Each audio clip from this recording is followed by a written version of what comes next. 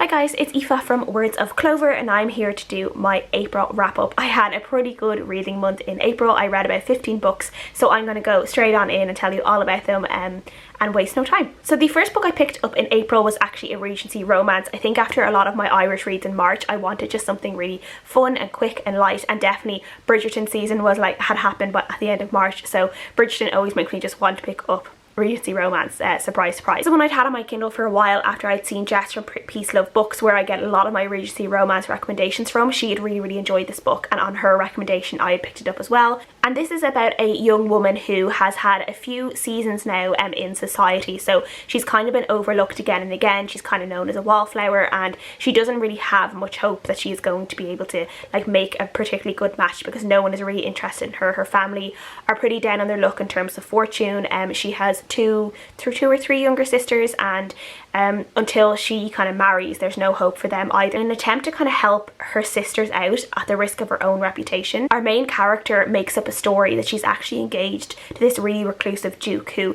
people talk about, but he hasn't been seen in town for years, and there's rumours that he had this accident and that's why he doesn't frequent any of the balls or any society anymore. So she makes up lies that she's engaged to this duke just to help kind of people pay more attention to not just to her but also to her sisters, so they can make good matches.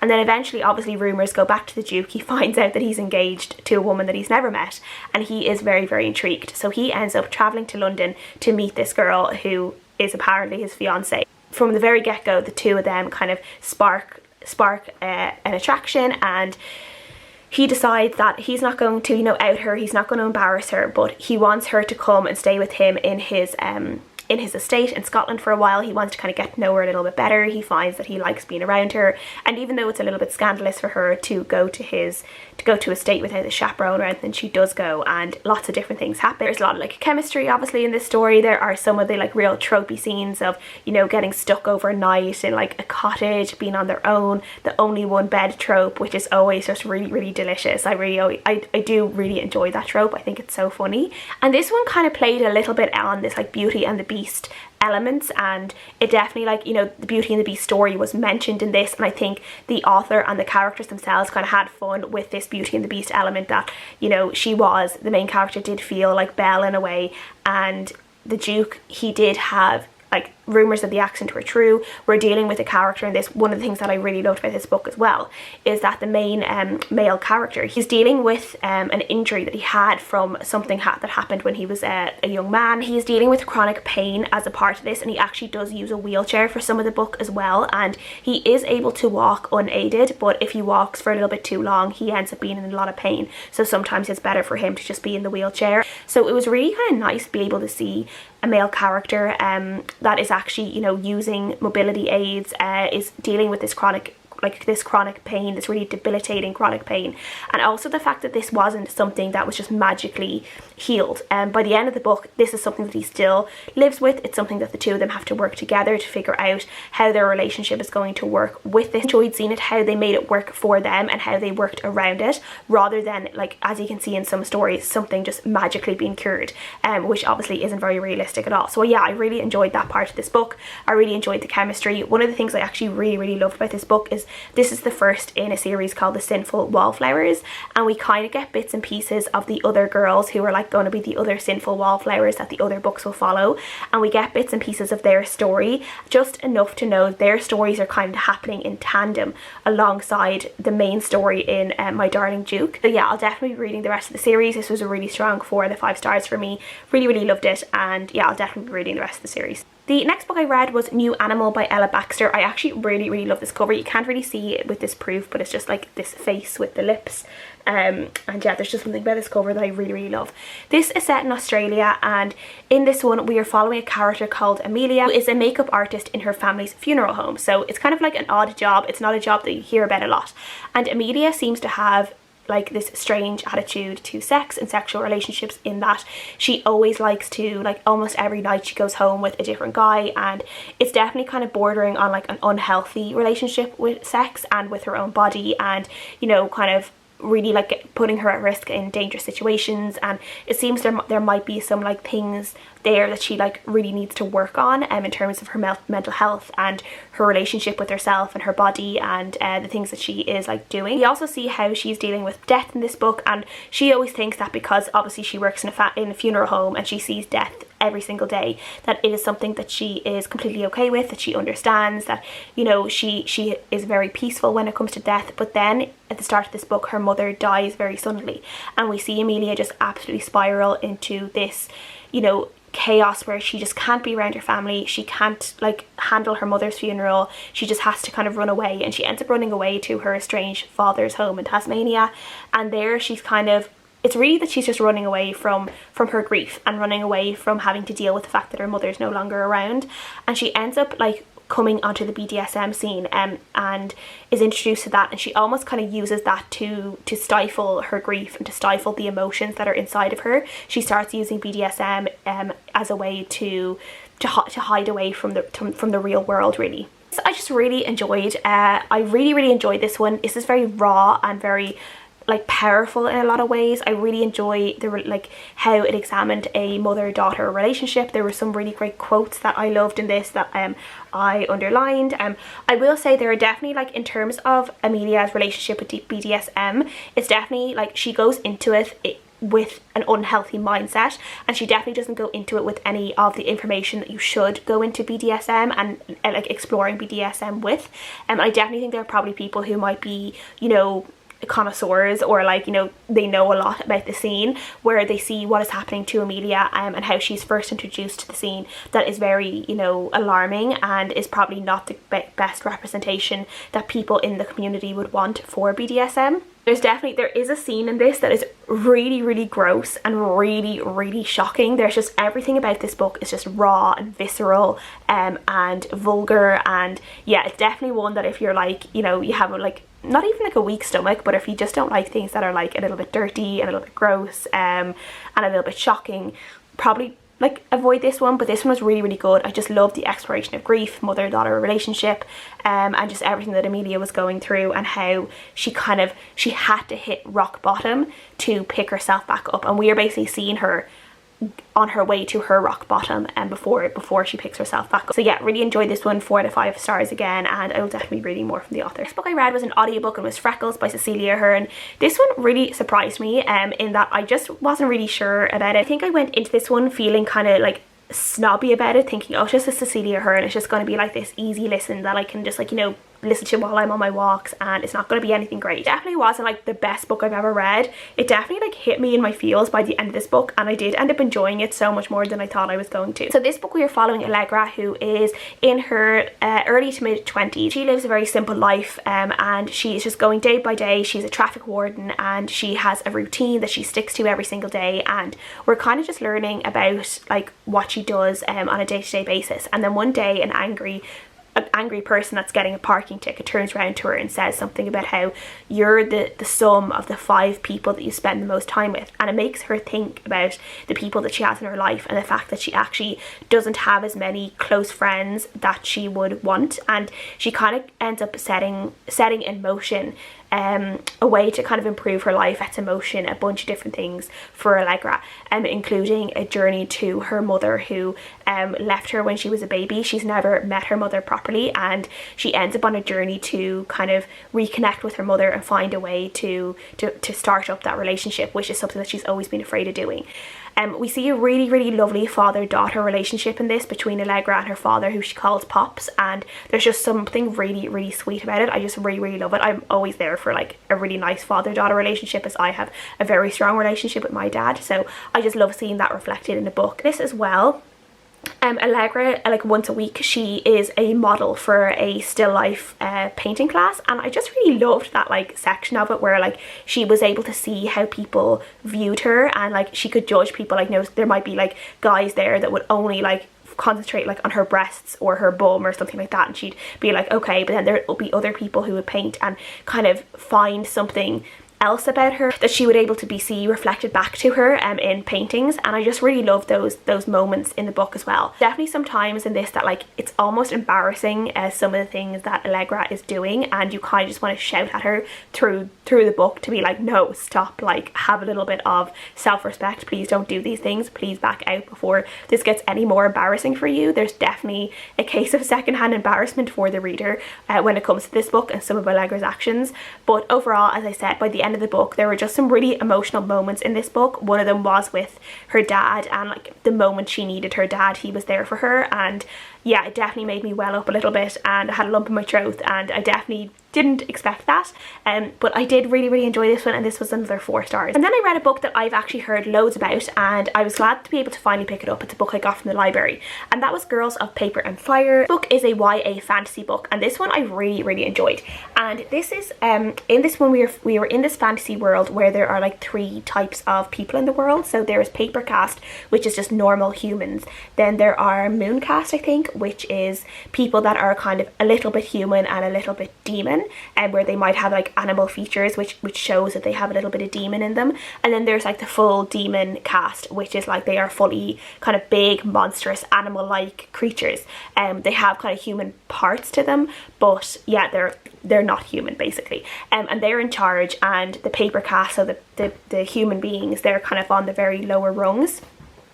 And Leigh ends up being brought in to be one of these paper girls for the king, or the emperor, who is in charge of everything, and he's not a particularly nice guy, you know, like people are dying all the time because of him, and she ends up being brought in to be a concubine for him, which means that she obviously has to sleep with him whether she likes it or not. And she's brought in to be a paper girl, and she starts her paper girl training, and she ends up getting closer and closer to one of the other paper girls, and eventually a romance blossoms between them. And as Leigh gets closer and closer to having to lie with the king, she knows that like this is not something she wants to do, and she starts trying to figure out how maybe she can bring everything down from the inside. And you know, like obviously there's like rebel things blossoming in this as well. So yeah, I just really enjoyed this one. I thought the writing was really good. I really liked Leigh's character. I thought the world building was really good. We were obviously inside the palace for most of it, but I still really enjoyed being able to learn about the world through Leigh and through the things that she was seeing and the things she already knew. And yeah, I loved the side characters, the bad and the good. Yeah, it definitely made me want to continue more. I haven't read a whole lot of YA fantasy recently, so it was nice to be able to pick this up and to read it and to really enjoy it. So yeah, this was a 4 out of 5 stars as well, and I really enjoyed it. The book I read during April was Repealed. This is Ireland's unfinished fight for reproductive rights. So this is written by Camilla Fitzsimon and Sinead Kennedy, and the foreword is by Ruth Coppinger. This is a brilliant book if you are Irish, or if you know a lot about the Irish fight for Repeal the 8th, which is Ireland's fight for abortion rights, or indeed if you just or if you like reading about abortion rights and different countries' fights for abortion rights. And obviously abortion is healthcare, so that is not a question here on this channel. Abortion is healthcare. Every single person should be able to have the choice whether they want to be pregnant or not. No one should ever be forced to be pregnant, and that is my firm stance on it. I am 100% pro-choice. I always will be. I voted to repeal the 8th. I'm really happy that it was repealed, but after reading this book I can see how much more we do actually need to go with it. This kind of looks at the history leading up to Repeal the 8th, the different kind of news stories, I guess, that struck a chord with the Irish community. Underage women who are being forced to have a child they didn't want, women who had to go to court to fight to be able to have an abortion, women who died because they were denied the right to an abortion even though their pregnancy was no longer viable. They ended up dying of an infection because the hospital wouldn't give them an abortion because Ireland, quote, was a Catholic country, which is just bullshit and so infuriating. Yeah, I really enjoyed this one. This is like fairly dense, like it's going into a lot of like the history. There's like talk about the politicians and stuff. This one definitely focuses a lot on the fringe movements, the grassroots movement of Repeal the 8th, and the women who were fighting for years, the women who were fighting for 30 years before it became kind of a trendy, you know, thing to be part of repeal. And it also calls out all the politicians who, the day of the vote, the day that the Repeal the 8th happened, all the politicians who like stood up to the mic, all of these male politicians, I'd like to add, who stood up to the mic and, you know, were kind of having their backs patted for getting this movement repealed, for getting this movement through, when they actually didn't do like any of the work, and it was all these women like from like the ground up who were actually doing it. And this definitely like highlights all those women who were working for so long to get Repeal the 8th. And it kind of looks at how the abortion care in Ireland still isn't like how we would want it. There's still a lot of restrictions there. You can only have, I think it's only up to 12 weeks that we're able to have an abortion, and then it's up to 20 if it's something to do with like a fatal fetal abnormality. And even with that, there are kind of these rules around it as well. That means that some people can't you know, access it in time, and there are still people flying to England to have an abortion because the what's in Ireland at the moment is still failing them. There was also some really good points in this around women who in direct provision in Ireland, who, you know, and like people in rural Ireland as well, where they might not have doctors or clinics around them that they can actually access to get an abortion. Yeah, I really enjoyed this one. This is like a 5 out of 5 stars for me, and I do think that if you were passionate about Repeal the 8th, this is definitely one to read, and I really enjoyed it, and I got a lot out of it. Then during the Easter weekend, I read Chocolat by Joanne Harris. This is a book that I read because of a recommendation from Victoria, from What Victoria Read. She recommended it as a comfort read, so I decided to pick it up, and then I saved it for the Easter weekend, which was absolutely brilliant because this book actually takes place during Easter, and it's all about a woman who makes chocolate, and she has a little bit of magic. She moves to this little town in France, and she opens up this kind of chocolate cafe, and through her, she kind of has a little bit of magic, as I said, and through her kind of intuition in knowing what people want and kind of being able to glimpse their thoughts and their feelings a little bit, she's able to, through her chocolate, able to kind of make friends, make their lives a little better, and give them hints about like what they should be doing, and like kind of advice and stuff like that. And she starts to get to know the town a little bit better. But overall, this book is just a real joy to read. It's definitely one that you have to like, makes you crave chocolate so much. Like I was definitely eating my Easter egg on Easter Sunday while finishing this book off, which was, you know, a lovely thing to do because the chocolate descriptions in this book are just so yummy, and I think I gave this one a 4 out of 5 stars as well. Then I picked up Foster by Claire Keegan, which in true Claire Keegan style is just a kind of a novella type of book. It's only about 50 pages, and it is about a little girl who is fostered during a summer out to kind of neighbours of her parents. They live kind of a little bit far away, but they're still kind of in the local area, and she moves in with them. She doesn't really know them at all, but it's just kind of to help her family out because they don't have that much money. They have a lot of children, and they decide that she's going to be fostered out to this childless couple. And she ends up finding this beautiful home with this couple. She kind of fits in, and she has these little, like, you know, these little things that she does with each of them. She kind of sees a whole new way of life, and we just see her thoughts and her feelings through this summer that seems to go by really like too quickly for her, really. And by the end of it, how she doesn't really want to go home and she wants to stay with these people, and she kind of really feels like this couple are her true family. And this book is just like, I feel like Claire Keegan's able to tell the really beautiful emotional stories in such few words, and she's just so good at doing that. I would have liked so much more of this because I just thought it was so beautifully told. But Claire Keegan, yeah, she's just an absolute master at these short stories. I really enjoyed this, and I thought the very end of this book, there was just there was a real emotional punch at the end of this book, which I thought was so beautiful, but also really sad at the same time. And yeah, I really enjoyed this one too, and I gave it a 4 out of 5 stars. This one has actually been adapted into an Irish language movie called An Colleen Kuhn, which means The Quiet Girl. It's one I definitely want to watch, as I think a movie adaptation of this book would be really beautiful. So I definitely want to check that out. Then I picked up a book that is on the Women's Prize for Fiction long list and short list, and this was The Island of Missing Trees by Elif Shafak. And this I also read for Lauren and the Book's Patreon book club. This was the April pick. This is a book that is set in dual timelines. It is set in Cyprus in 1974 and then in London in 2010. And we are following a couple in Cyprus who are kind of, one of them, the boy is Greek Cypriot, and then the girl is Turkish. She's Turkish and Muslim. She's like Turkish Cypriot and Muslim. They're on like these two sides of this feud, but the two of them love each other and they want to be together despite they can't really tell anyone that they're together because like their families would hate each other, would like try and like tear them apart. It's kind of like a Romeo and Juliet-esque type of story. And then in 2010 we were actually following the child of this couple.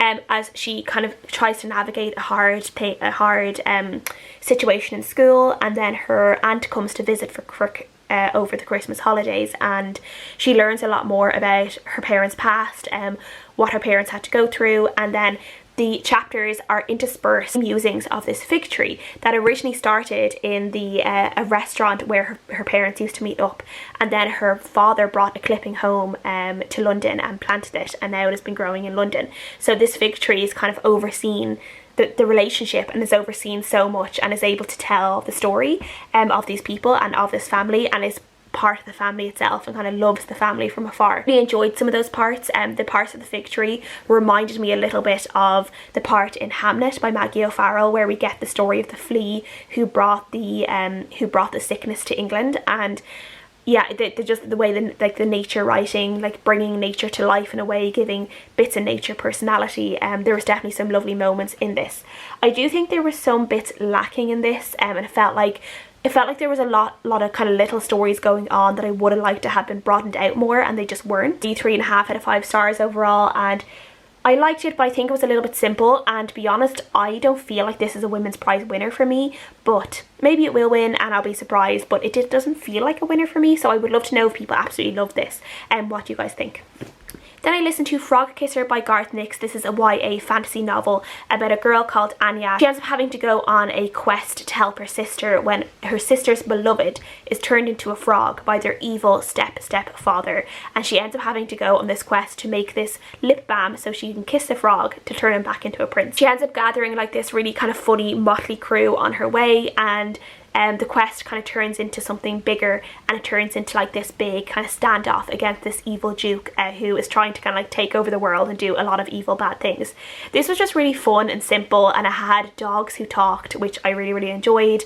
It was really good in audiobook, so I recommend if you want just a fun, silly, kind of whimsical story to listen to, I would recommend this one, and I gave it a 3 out of 5 stars. I read A Net for Small Fishes by Lucy Jago. This is a book that is set in the court of King James I, and we are looking at the friendship between Lady Frances Howard and Anne Turner. Anne Turner was this woman, she was kind of a stylist, I guess, and she brought a lot of different fashion into the court, and she ended up befriending Frances Howard, who was a woman who was a lot more kind of higher up than Anne Turner, and the two of them became very firm friends, even though there was about a 10-year age difference between them, and the two of them ended up getting embroiled in this scandal that actually happened in the court about this murder and poison, and the two of them were kind of accused of this, and this story kind of revolves around what may have actually happened, and while we're looking at this, how particularly like Frances, how like women like were really controlled by the marriages they made, and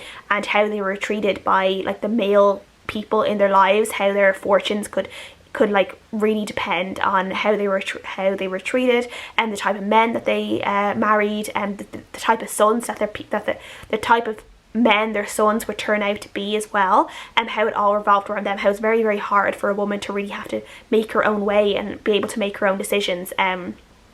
And we're seeing all of that happen in this book, but one of the things that was obviously very firm in this book was the friendship between Frances and Anne, and that never really wavered, even though Frances was definitely kind of had the higher ground, I guess, a lot of the time. To lose, she was obviously always a lot more protected than Anne when it came to different things, but I really did like their friendship. I liked how it really stood firm until the very end, and then there was a bit at the very end between their two daughters as well, and kind of a new female friendship being born. It was a fun book to read. I haven't read a whole lot of books set in King James's I court, so this was fun to kind of learn all about that. and I gave it a 3 out of 5 out of 5 stars. Then I read A Good Girl's Guide to Murder by Holly Jackson, and this one I absolutely loved. This is one I've heard a lot of people talk about, and it definitely didn't disappoint for me, and I'm so glad that I enjoyed it so much. This is a YA mystery thriller type of book. We are following a girl called Pip, who as part of a school project starts investigating a murder that happened in her town 5 years previously, where this girl disappeared. Her body was never found, but 2 days later her boyfriend at the time ended up being found dead by suicide, with a note saying that he had done the murder. She never actually believes that this guy did the murder. She thinks it may have just been pinned on him, and there is probably someone else out there, and like whatever actually happened with the girl, why was her body never found? And Pip starts investigating this, and it kind of just goes from there. Kind of fun, like there's emails and like transcripts and stuff of interviews and stuff that Pip does, and well, there's a lot of things in this like you kind of find hard to believe. Like, first of all, no teacher would ever allow like a student to look into a murder that had only happened 5 years ago. Like, it feels very like way too recent